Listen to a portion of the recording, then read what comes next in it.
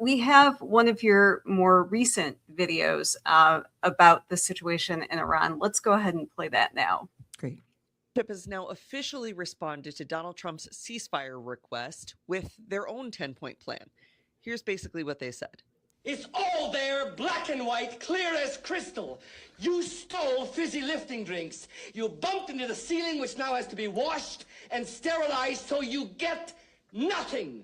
You lose. Good day, sir.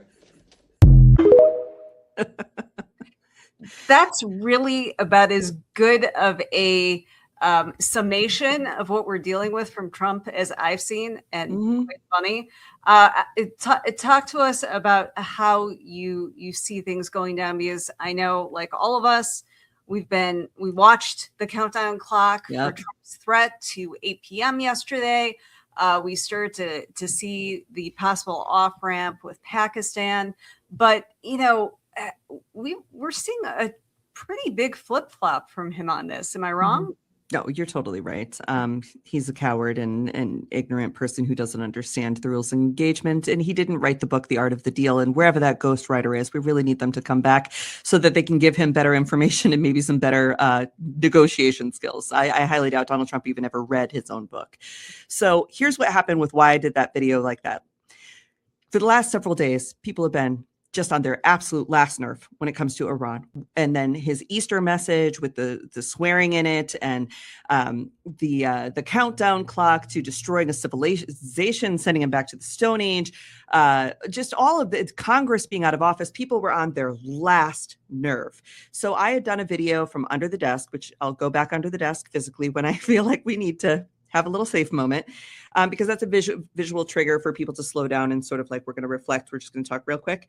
So I had done that. I had explained already the 10-point plan. We had gone live that day for 2 hours to explain the 10-point plan. This 10-point plan's been out for 2 weeks. This is not something that he got yesterday.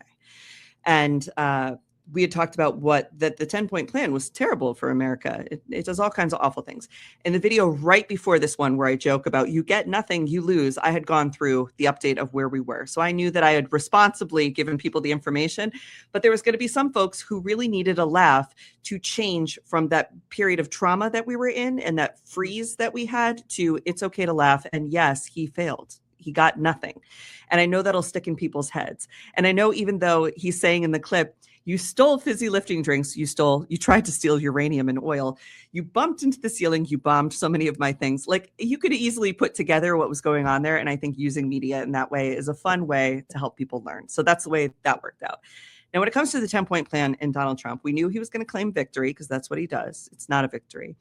We knew that if the military objective was to get the Strait of Hormuz open, well, baby, it was open. And then you started doing all this nonsense, got 15 American service members killed, cost us like $40 billion or something so far, wasted a ton of artillery, got a bunch of helicopters and planes shot out of the sky, wasted a bunch of bombs, showed that we are not as strong as we perceive ourselves to be.